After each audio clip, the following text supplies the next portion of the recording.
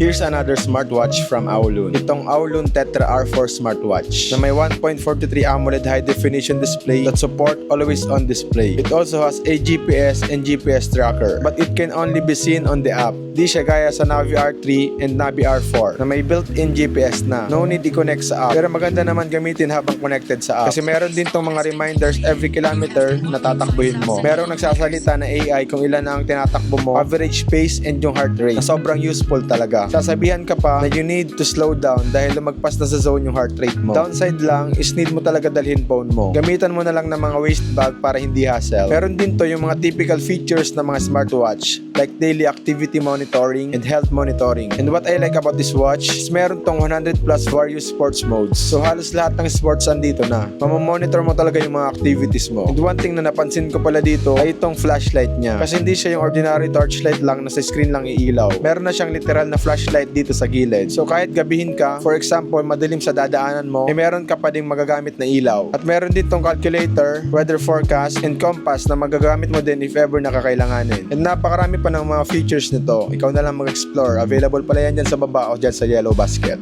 Peace!